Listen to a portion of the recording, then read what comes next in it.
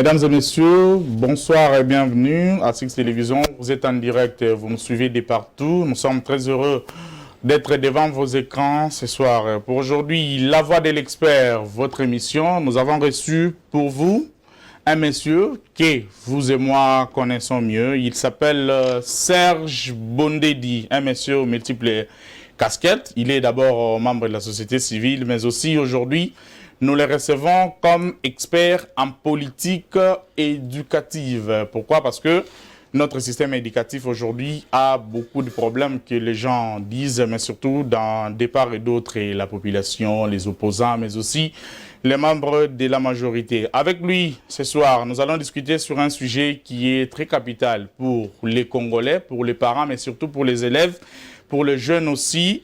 Un sujet, avec lui, nous allons discuter de la gratuité de l'enseignement en République démocratique du Congo. Est-ce une réussite ou un échec? Monsieur Serge Bondedi, bonsoir et bienvenue. Bonsoir, merci.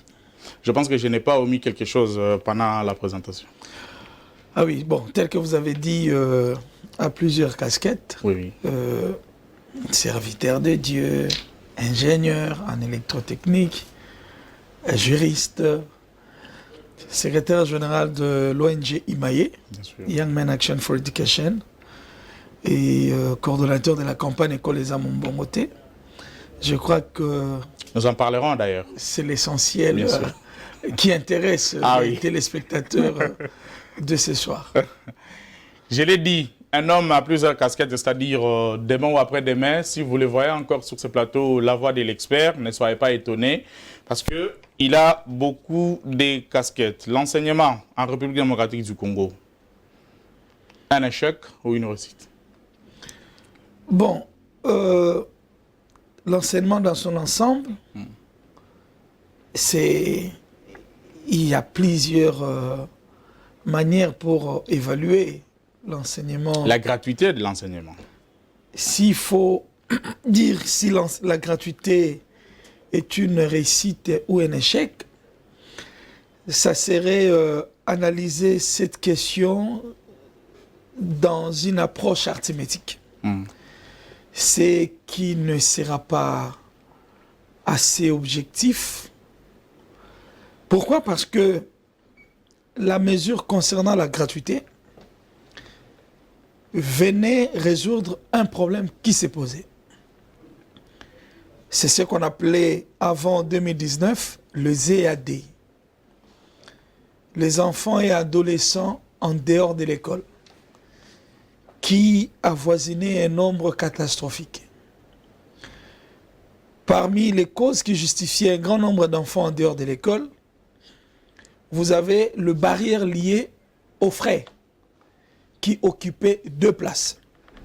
La première place, ce sont des frais directs qu'il faut payer en termes de frais d'inscription, frais de motivation, frais qu'on appelait frais ascendants qui montaient auprès des bureaux gestionnaires. La deuxième place que le frais occupait, c'est ce qu'on appelle le frais indirect. L'achat de fournitures scolaires, l'achat d'objets classiques, le frais de transport, l'alimentation de l'enfant, qui prend surtout dans le milieu urbain une place prépondérante. Surtout si vous avez un enfant au niveau du préscolaire. En tout cas, vous avoisinez presque 5 $ le jour. Et au niveau du primaire, puisque si vous avez un enfant, par exemple, dans la commune de Bumbu, où il n'y a pas assez d'écoles publiques, c'est-à-dire qu'il faut trouver de la place pour cet enfant à Bandalungwa, ou à Kassavubu, ou encore à Gombe, où vous trouvez plus ou moins des écoles publiques. C'est-à-dire chaque jour, il faut payer les transports. Voilà les deux places qu'occupait le frais. Et ensuite, il y a eu d'autres raisons, notamment les raisons liées au genre. Mais ici, puisqu'il y avait un grand nombre d'enfants dans ce sens, qui restaient donc en dehors de l'école, comme conséquence, ça réduisait les chances de réussite pour ces enfants, parce qu'un enfant qui ne passe pas par l'école, on peut imaginer toutes les conséquences possibles.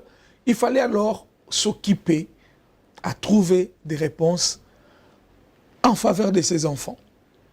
Et la réponse idoine est celle d'assurer l'accès gratuit à l'éducation en faveur de tous. Ce n'est pas une solution propre en République démocratique du Congo, c'est une solution qui a été préconisée depuis 1963 mais qui par les concerts des nations, exactement. Qui n'avait jamais été appliquée. Ça a été appliqué avant, pendant l'époque coloniale, sans impact. Un moment de la République d'Isaïr, c'est pratiquement vers les années 80, lorsque le pays a commencé à connaître des problèmes avec la conjoncture internationale, que pratiquement à partir de 1990, que les choses se sont basculées pour la prise en charge des enseignants par les parents. Voilà donc, de ce point de vue, la gratuité a apporté une réponse, c'est-à-dire lever les barrières, ouvrir les portes aux enfants d'accéder à l'école. Mais il y a d'autres paramètres qui entrent en jeu, je crois, qui feront l'objet de ma voix comme expert ces jours devant vous. Merci beaucoup. Une question, la politique éducative, qu'est-ce? Ah oui, la politique éducative, c'est tout comme quelqu'un qui dirait il faut que les politiques imaginent des bonnes politiques pour permettre au peuple de ne pas s'occuper de leur politique. Qu'est-ce que je veux dire? Vous avez aujourd'hui, je prends un exemple, un problème réel sur les taux de la criminalité urbaine. Pas à Kinshasa, mais dans pratiquement les grandes villes. Parce que vous avez une grande masse de la population qui ne dispose pas du pouvoir d'achat. Cette masse de la population n'a pas de revenus. Or, traditionnellement, pour trouver de l'argent, parce que dans le monde moderne, on peut acheter que quand on a l'argent. Alors, il n'y a que 3 manières de trouver de l'argent dans la vie. Soit vous travaillez, on vous paye, vous avez de l'argent. Soit vous quémandez, ou tout ce qu'il y a, mendicité, consort, ou soit vous volez. Vous pouvez voler par la soustraction frauduleuse, accompagné de la violence. Et vous avez cette grande partie de la population qui n'a pas d'autre voie de trouver de l'argent que par les vols accompagnés de la violence. Et c'est cette partie de la population, ou cette masse, que nous appelons pratiquement les Koulouna. Alors, vous avez cette masse. Comment résoudre ces problèmes, à la fois de la sécurité? Il faut réfléchir, il faut penser. Qu'est-ce qu'il faut faire? Quelles sont les idées qu'il faut prendre? L'ensemble des idées qu'il faut mettre en œuvre, qu'il faut imaginer, penser, réfléchir, comment absorber ce problème, c'est ce qu'on appelle en langage technique une politique. Une politique, c'est une manière de gérer une question, de gérer la cité, de résoudre un problème. Vous soulevez la problématique, vous définissez les contextes, vous envisagez les objectifs, les résultats que vous attendez sur cette question avec tous les paramètres qui entrent en jeu en ce qui concerne le chronogramme, les actions, les activités de mise en œuvre. Tout ça, ça forme ce qu'on appelle une politique. Et en matière de l'éducation, il y a aussi des politiques qu'il faut prendre pour pouvoir booster l'économie d'un pays et former la population. Parlant de la politique, je pense qu'il faut aussi y aller dans ce sens parce que vous êtes expert en politique et éducative. Les politiques, les politiciens, surtout les opposants de Félix Tshisekedi, disent très souvent que la gratuité de l'enseignement était précipitée. Vous, étant qu'expert en politique éducative, comment vous jugez cela? Qu'est-ce que vous dites? D'abord, il y a une appréhension que je ne partage pas. L'appréhension partisane sur la question de l'éducation. Je crois qu'à un certain moment, il y avait, je crois, Franck Diongo, qui a abordé la question vraiment dans un angle purement politique. On était obligé de faire une mise au point. C'est aussi le cas du côté pouvoir, où on aborde cette question avec vraiment du sursaut politicien. Ouais. Or, une question de politique publique, il est vrai, il y a toujours cette donne, on ne peut pas s'y en passer, ça c'est vrai. Mais il est très prudent de rester beaucoup plus technique et beaucoup plus rationnel. Alors ici, je crois que les opposants ou ceux qui sont au pouvoir feront mieux de se débarrasser de leur costume politicien, de rester purement citoyens pour appréhender cette question sans connotation politique. Parce que au moment où ils garderaient des costumes politiciens, ça leur empêcherait d'aborder des questions, d'appréhender la chose sans passion. Alors, pour répondre à votre question, la gratuité, c'est une mesure qui a commencé très timidement, sans beaucoup plus d'impact en 2016, avec l'ancien régime. Le nouveau régime est venu en 2000, je vous épargne de tous les faits chronologiques, mais du moins 2018, mois d'août, il y a eu les travaux préparatoires. Ceux qui disent que c'est une mesure précipitée, moi je les comprends. Mais eux aussi doivent comprendre et se mettre à la place de ces enfants qui rêvaient. Et de leurs parents aussi. Et de leurs parents, effectivement, de rêver, trouver une place à l'école. Beaucoup de gens peuvent critiquer en étant à Kinshasa ou à Gombe, mais ils ne savent peut-être pas ce que cela représente pour celui dont le parent ne disposait pas du pouvoir d'achat permettant à l'enfant d'avoir une place à l'école. Il est vrai que beaucoup attendent beaucoup. Permettez la tautologie. Je vous en prie. Mais nous disons toujours aux gens, il ne faut pas penser en étant au Congo comme si on était à Miami ou à Dallas. C'est-à-dire que le problème du Congo, il faut contextualiser, mais cependant, nous ne pouvons pas nous leurrer sur un certain nombre de choses parce que l'éducation, c'est la formation de l'être humain. Donc, je disais que je comprends les soucis parce que les soucis ici, c'est de voir la politique s'est perfectionnée, de voir la mesure prendre davantage corps en termes de maturation pour que les enfants, bientôt la mesure prendra 6 années, c'est-à-dire que l'enfant qui a accédé au système en 2019, l'année prochaine sera en 6e année primaire. En ce moment-là, on saura mieux faire les évaluations. Mais déjà, il s'observe pas mal de soucis sur la qualité des apprentissages. Mais je tiens à dire que la question de la qualité, bien que liée à l'accès, mais ce n'est pas directement une donne qui pousse à faire l'évaluation de la mesure sur la gratuité. Nous y reviendrons, ou soit nous allons y arriver encore d'ailleurs sur la qualité. Quel est le tableau de la différence entre la gratuité de l'enseignement et la qualité, la quantité et la qualité de la gratuité de l'enseignement? Bon, c'est deux donnes différentes mais qui sont liées. L'accès, c'est tout comme quelqu'un qui veut nous trouver ici, là où nous sommes. Il doit passer par la porte. Bien sûr. Si la porte est fermée, il ne saura jamais y accéder. La gratuité, c'est une mesure qui vient ouvrir les portes de l'école à tous les enfants. Que ce soit ceux issus de ménages à revenus faibles, tout comme ceux issus des ménages à revenus forts ou conséquents. La gratuité, c'est lever les barrières. Parce que dans l'éducation, il y a ce qu'on appelle le groupe vulnérable de l'éducation.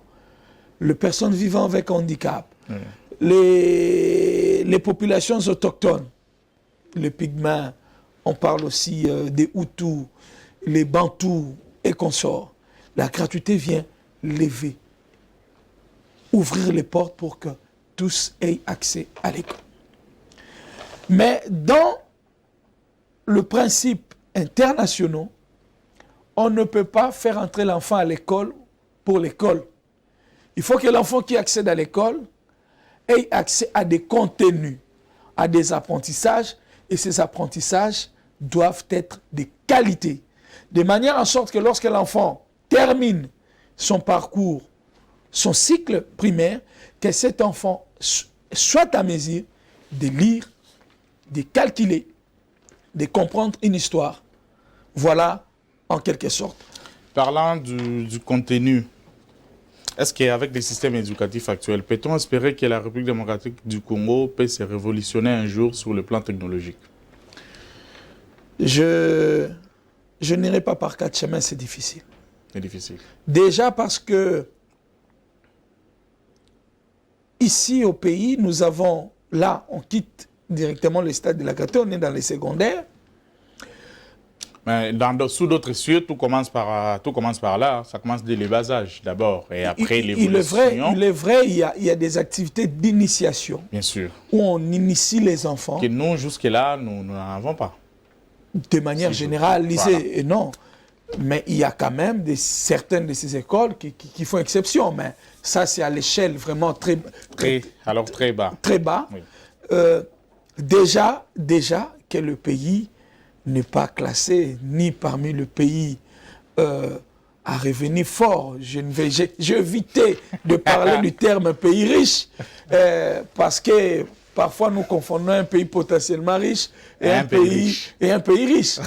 Nous parlons pays riche, mais c'est en termes de potentialité. Ah oui. Mais malheureusement, qui sont aussi beaucoup trop hypothéqués. Oh là là. En termes d'équipement, nous sommes une fois davantage et très loin.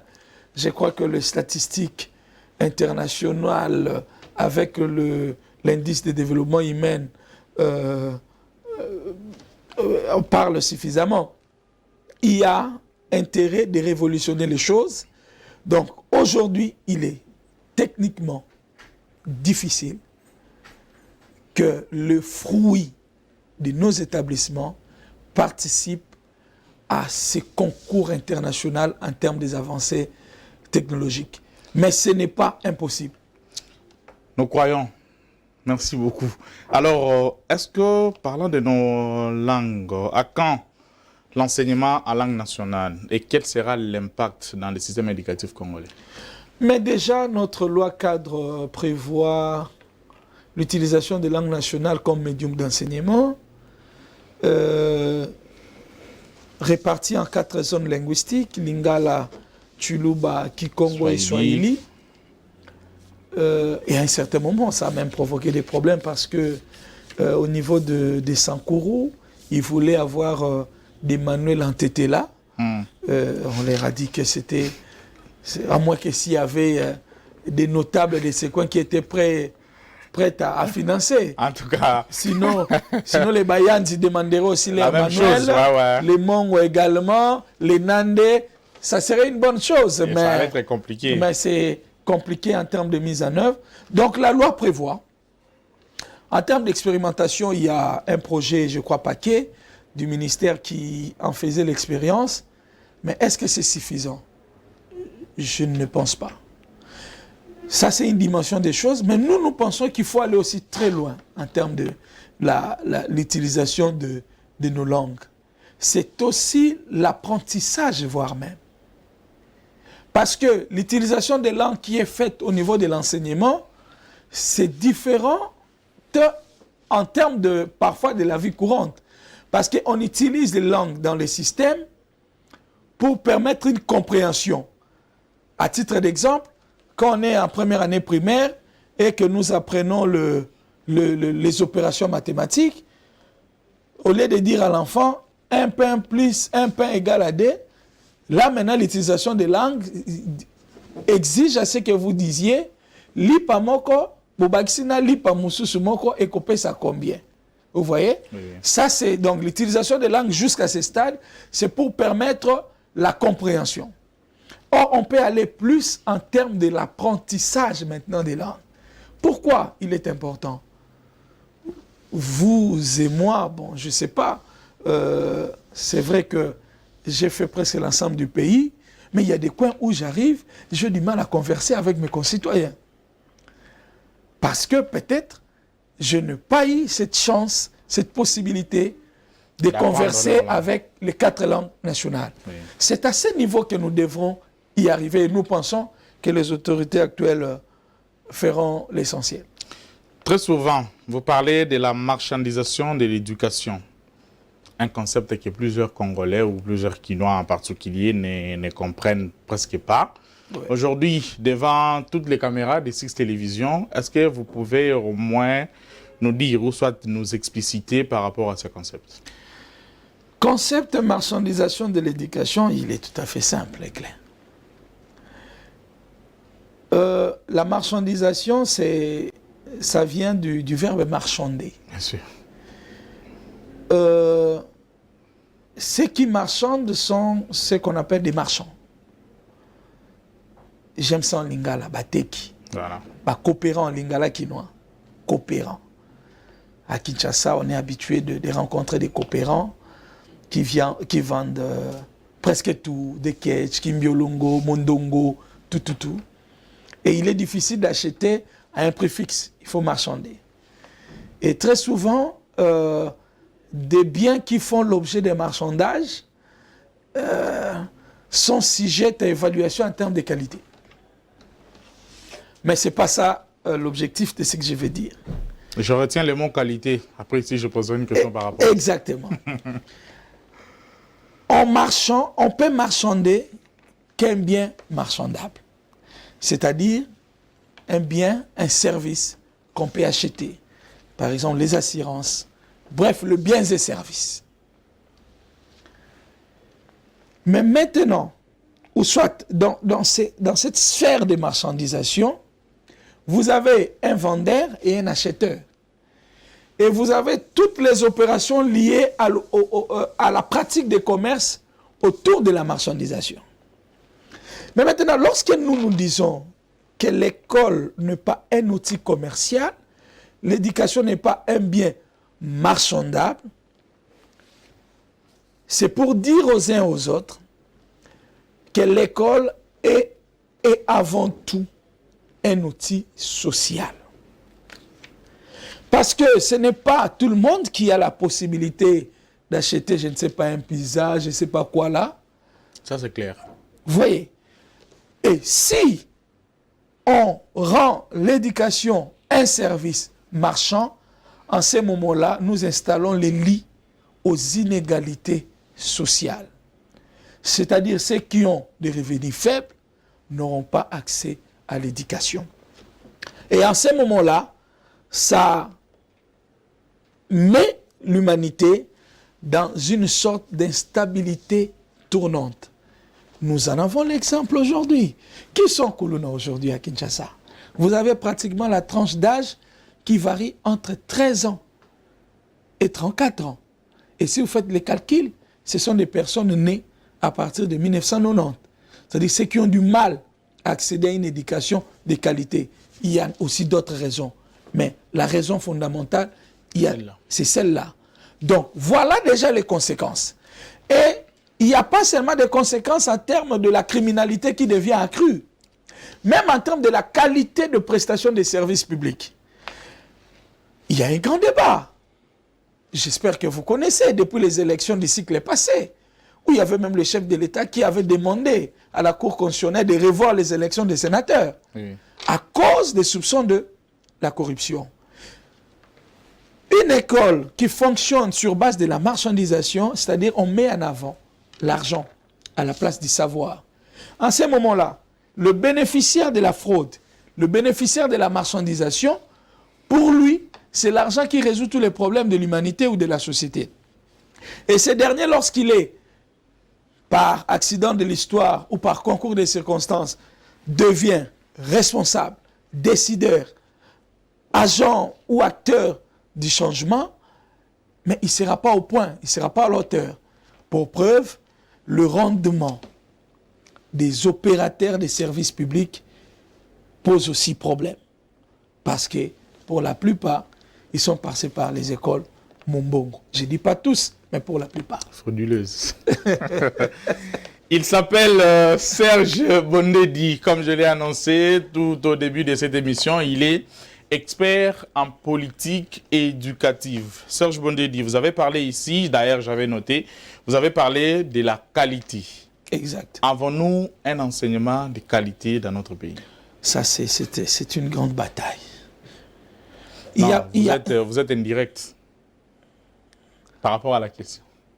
Bon, ça c'est vrai. Quand même. Ça c'est vrai. Parfois, on doit aussi communiquer l'espoir. On doit aussi communiquer l'espoir. Je vous l'accorde.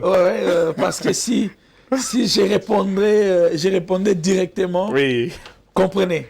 Je comprends. Donc on doit aussi communiquer un peu de l'espoir. Tout est communication. Exactement. Je vais vous donner un exemple. Bientôt, nous lancerons la 7e édition de la campagne, je crois, 7e, 8e, où nous allons intégrer un aspect que nous disons, nous devons bannir les écoles Wenzabitula. C'est-à-dire nous, bon, je ne parle pas assez de ça, bon, nous les Quinois, oui. Surtout les natifs des communes de Kinshasa, nous connaissons ce qu'on appelle Wenzabitula. C'est-à-dire que c'est un marché de soir. Le marché de soir, oui. Souvent lorsque la prise en charge des agents fonctionnaires de l'État commençait à vaciller en Zaïre, papa devrait quitter, je parle de manière générale, nous, les Quinois, les Congolais, de papa qui était fonctionnaire, il quitte le bureau, mais il n'a pas quoi amener à la maison. Il doit passer quelque part pour faire COP, tel qu'on disait ici. Vite fait, là, pour vite fait, quelque chose à la maison. À ce moment-là, il sera obligé de passer par le marché du soir, Wenzabitula, où vous avez les chinchards qui sont presque périmés, parce qu'ils s'étaient récupérés au niveau de chambre froide très tôt. Et à bas prix, hein? À bas prix, effectivement. Qu'est-ce que je veux dire? Oui. Nous avons connu dans ces pays des écoles qu'on appelait Athénée, où vous avez affaire à presque 5 hectares. Nous avons connu dans ces pays des Iti, la génération des Iti. Vous en trouverez à Kikwit, à Kinshasa ici, à Ndjili, dans pas mal de coins. Nous avons connu des écoles qu'on appelait des écoles Onel. Vous en trouverez aussi à Kinshasa, j'en ai vu à Kananga, un peu partout dans la République. Bref, on a connu de générations d'établissements où vous vous dites, ici, je suis dans une école. Mais depuis un temps, nous ne comprenons plus rien. Lorsqu'on parle de la construction d'une école, ça se limite à 6 salles de classe. Des écoles de fortune. C'est ce que nous disons école Wenzabitula. Oh là là. Donc ces enfants n'auront pas la chance d'apprendre l'éducation physique, le basket, le football, handball. Et après, on aura un problème de santé publique, tout le monde avec AVC, tout le monde obésité, tout le monde. On a un problème de santé publique parce qu'au niveau de l'éducation, on n'a pas tenu compte de l'éducation physique et sportive. Ça, c'est un élément de la qualité. Deuxième aspect de la qualité, on paye aux enseignants le salaire et aux établissements d'enseignement les frais de fonctionnement. Nous avons dans une étude que IMAE a fait, que nous allons lancer bientôt, nous avons près de 300 000 enseignants sur l'ensemble du territoire affectés suite à la lenteur de l'opérationnalisation de paye par les opérateurs de paye. Donc les banques payeuses et le micro-crédit, tout ça, pris par la Banque centrale du Congo. C'est-à-dire vous avez des coins, par exemple, ceux qui sont à Malembankulu doivent atteindre Likasi. Ceux qui sont à Kaemba doivent atteindre Kasongolunda. Ce sont des coins que j'ai visités où vous n'avez pas l'idée. C'est-à-dire que vous devrez faire peut-être 600 km pour y arriver. Mauvaises conditions en plus. C'est-à-dire que pendant ce temps, vous laissez vos enfants. Je n'irai pas dans les recoins. Je prends ici, à Chikap. Non loin, c'est à 700 km de Kinshasa. Les jours de la paix, je ne parle pas de Mweka à 300 km de Chikapa. Non, je reste à Chikapa. 700 km de Kinshasa. Toutes les écoles qui sont dans la ville de Chikapa pendant la paye, vous avez 3 jours où vous ne trouverez pas des enseignants. Ce sont des choses que moi-même j'ai vécues. C'est-à-dire là, à ce moment-là, il y a les temps des apprentissages qui ne sont pas respectés. Jusque-là, je n'ai cité que 2 paramètres. D'ailleurs, il y en a nombreux. Il y en a nombreux. Sincèrement, ça fait mal au cœur pour tant que Congolais et tant qu'un citoyen congolais. Ça me pousse à vous poser une question de savoir qu'est-ce que nous pouvons faire pour avoir un enseignement de qualité. On peut commencer par régler quoi, où et comment? La première des choses, la dépolitisation. Vous pouvez imaginer qu'on nomme un ministre et c'est au parti politique de proposer le collaborateur. Ça semble être bénin. Donc, il y a des options qui doivent être levées. Il est vrai que lorsqu'on est gestionnaire, lorsqu'on est membre du gouvernement, il y a toujours une donne politique. Ça, on n'en disconvient pas. Mais il est important d'éviter une forte politisation. Dans ce secteur-là? Dans ces secteurs. Le secteur de l'éducation et de la formation. Ça c'est tout, plus que tout. Pourquoi j'insiste?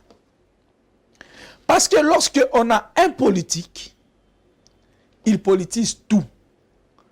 Vous avez la création des écoles qui devient politisée.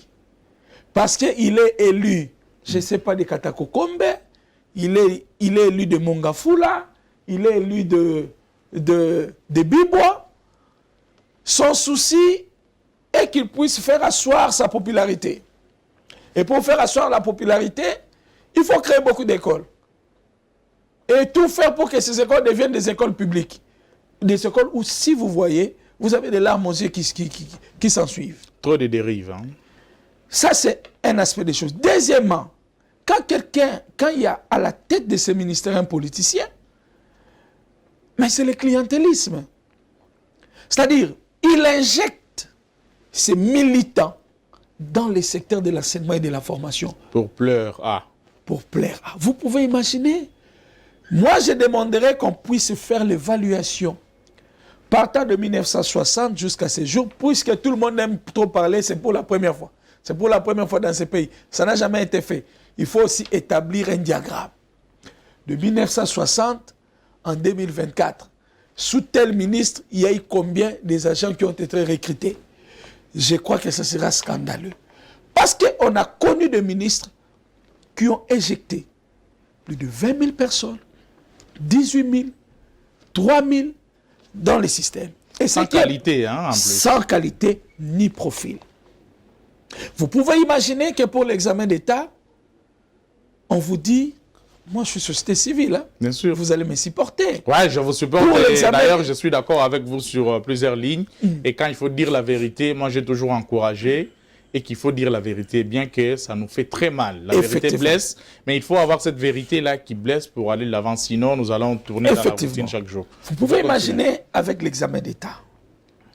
Vous allez dans les 5 provinces éducationnelles de Kinshasa, tous les prophètes vous présentent des surveillants comme étant les recommandés de la force du progrès de l'UDPS.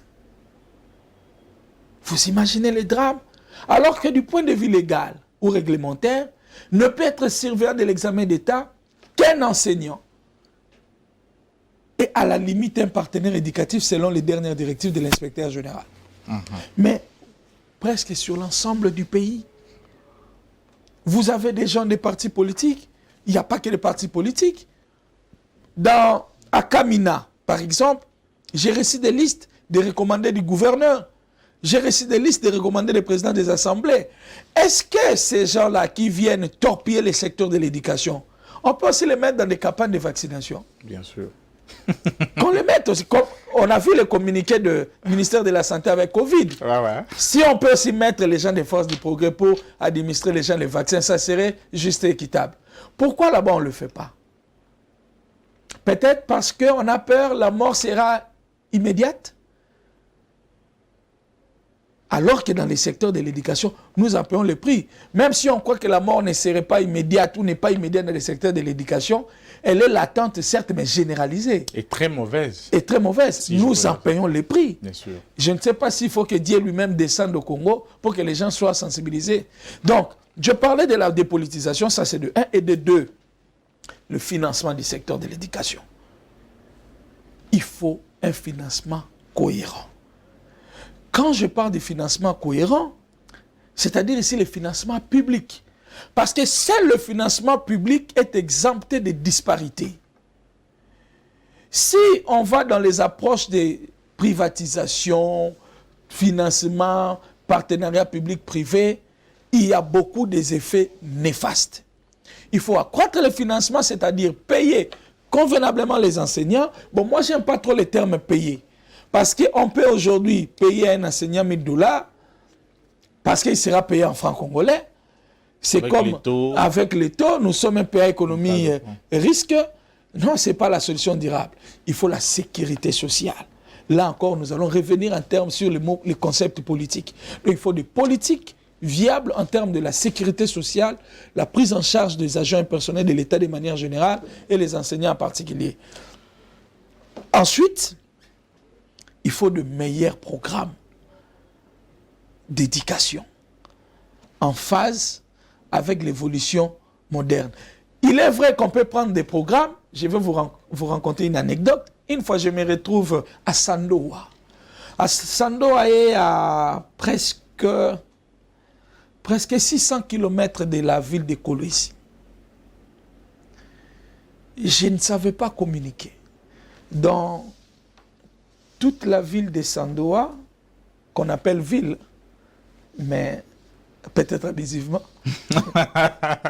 il n'y a qu'une antenne d'une société de télécommunications pour ne pas faire de la publicité gratuite. Bien évidemment. Et il faut attendre peut-être entre 0 heure et 1 heure pour communiquer. On peut aujourd'hui amener le programme, par exemple, sur l'enseignement à distance. Mais comment ça va fonctionner? Impossible. Impossible. Là, j'ai parlé de Sandoa, aller à Bwende. Il faut attendre la nuit pour télécharger. Mais si vous entrez davantage à Monkoto, mais c'est encore plus pire. Donc, il y a ces programmes qui peuvent être mieux implémentés si l'ensemble du gouvernement se met ensemble pour assurer certaines choses de manière globalisante. Je pense que c'est une recommandation venant de votre part et que cette recommandation sera prise en compte pour le bien de tous les Congolais, le bien de nos frères et sœurs, le bien de nos enfants. Mais déjà lorsque Madame la Première ministre, avant que son gouvernement soit, comment dire, à l'Assemblée, investi, oui. Elle a organisé les consultations. Mais a-t-elle donné une place à l'enseignement ou à l'éducation? Déjà que son programme qui répond, je crois, les 14 actions à mener, c'est du déjà vu, du déjà entendu. Ce qui pousse, peut-être, j'ouvre une parenthèse pour dire qu'il y a eu beaucoup de protestations sur la prime des agents et cadres de l'EPST, surtout au ministère, mais aussi sur les accords de Biwa aussi, nous avons entendu parler. La question est de savoir que faire aujourd'hui pour améliorer les conditions socio-professionnelles des enseignants en RDC.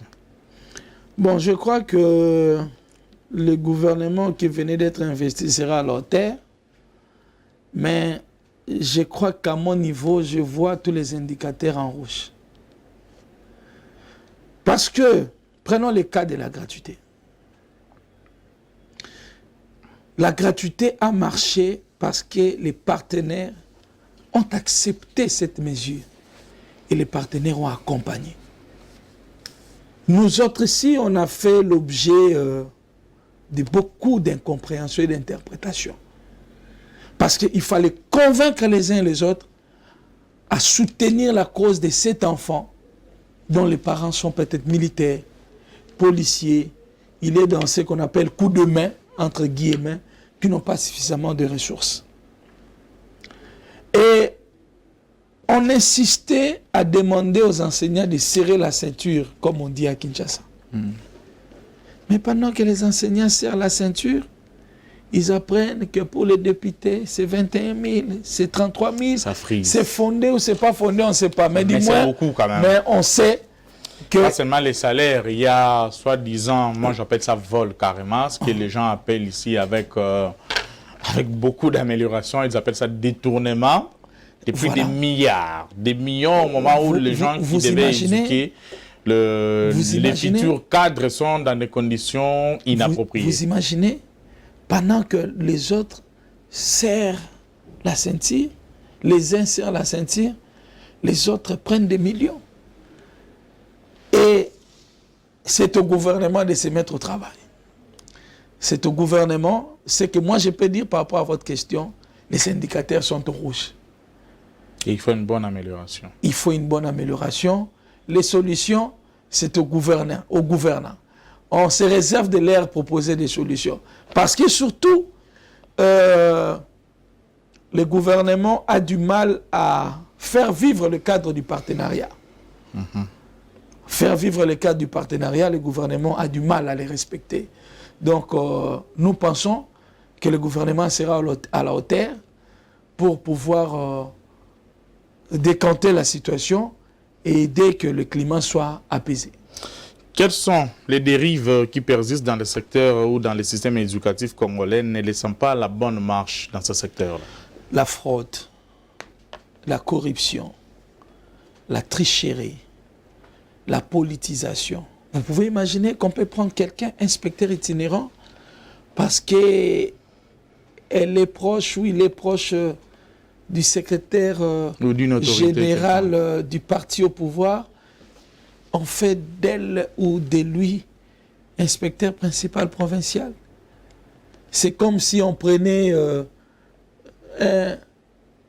une infirmière et du jour au lendemain, on la place cardiologue quelque part.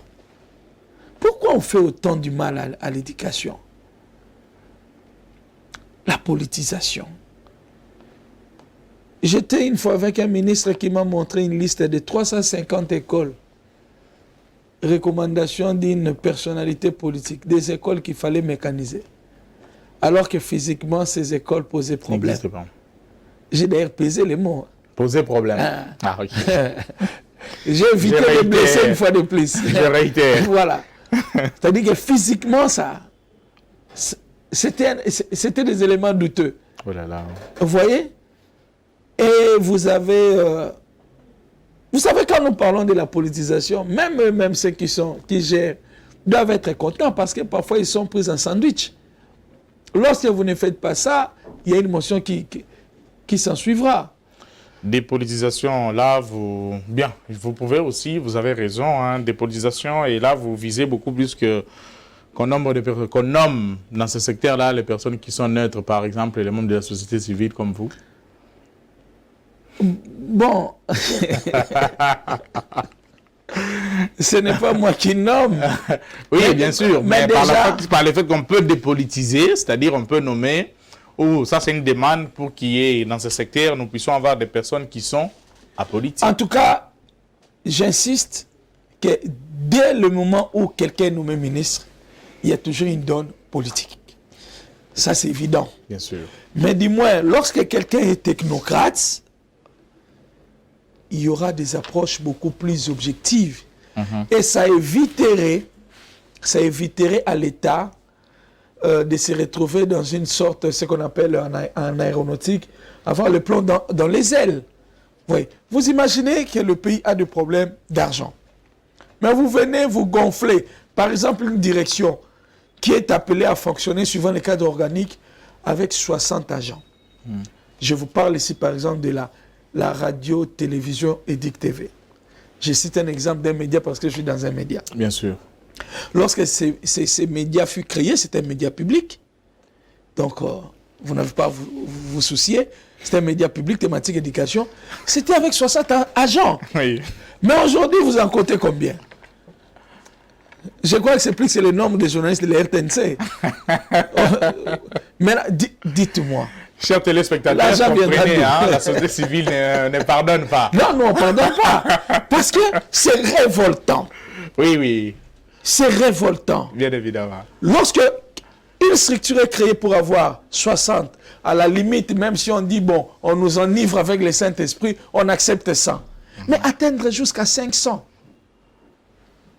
Ça, ce sont les affres de la politisation. Bien, ça devient des trop. Des trop.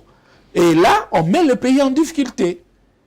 Alors, c'est important d'avoir des gens qui ont des approches beaucoup plus techniques, bien évidemment, avoir une lecture managériale qui a une dose de politique pour éviter qu'il y ait trop de casse aussi.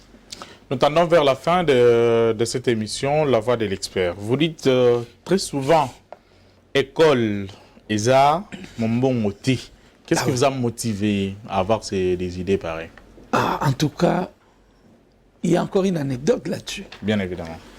Humaye n'a pas commencé avec École ESA Mombongote. On était beaucoup plus plongé dans les appuis des activités parascolaires.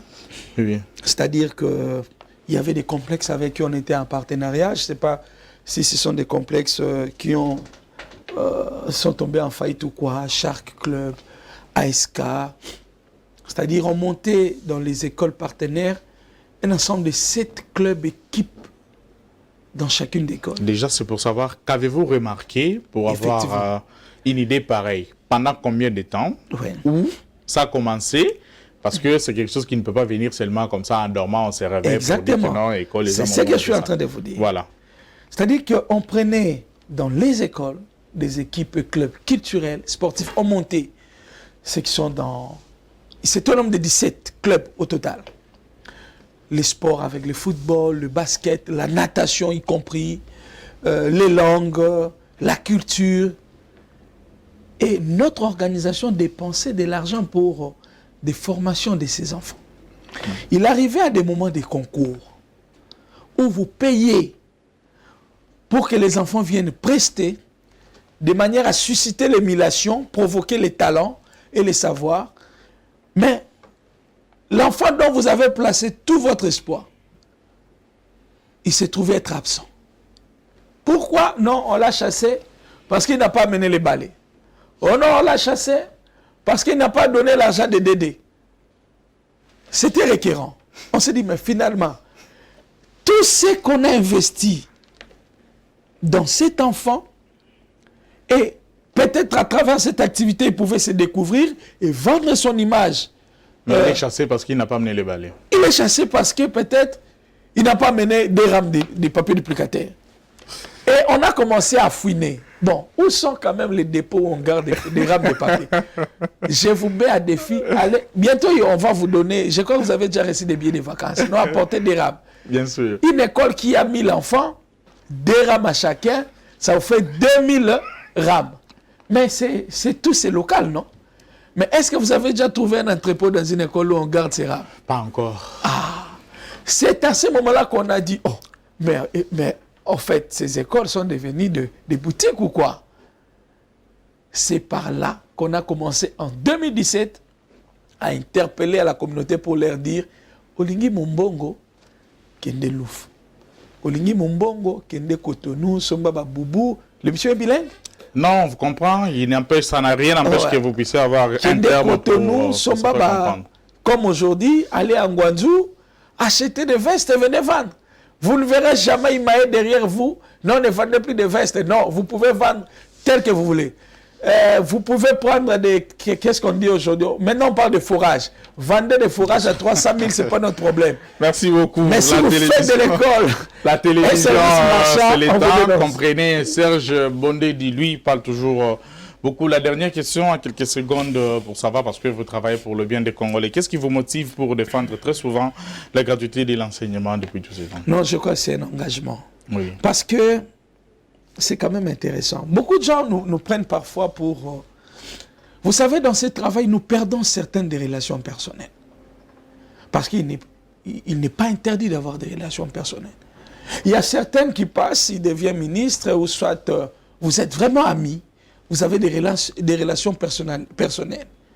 Mais à cause de cet engagement, mais vous voyez que les relations vont se gratter et puis vous commencez à se regarder comme souris et chat. Mais nous le faisons pour l'amour de la communauté, pour l'intérêt de la communauté. On n'a pas du plaisir à gâcher certaines de nos relations. On n'a pas du plaisir. Mais parfois, pour le bien-être de l'enfant, on a eu à faire la prison. Vous faites l'essentiel. On a eu à faire la prison. À ce moment-là, je n'avais même pas d'enfant. Donc, je n'avais aucun intérêt à défendre pour les enfants, peut-être d'autrui, parce que les gens disaient, mais papa au côté boloko, est-ce que les enfants Ah oui, hein. mais on l'a fait pour les enfants des autres. L'objet des menaces, l'objet des critiques, c'est un engagement en faveur Oui. de l'humanité. Combattez les bons combats. Mesdames et messieurs, vous avez été nombreux à nous suivre. Je rappelle que j'étais sur ce plateau avec Serge Bondedi. Serge Bondedi qui est donc expert en politique éducative. Avec lui, sur ce plateau, nous avons discuté sur la gratuité de l'enseignement en République démocratique du Congo, sur la question de savoir est-ce que c'est une réussite ou un échec. Vous étiez nombreux à nous suivre là. Nous mettons fin à cette émission et nous remercions notre invité Serge Bondedi. Merci pour votre participation. C'est à moi de vous remercier. Quant à moi, je vous retrouve prochainement. Au revoir.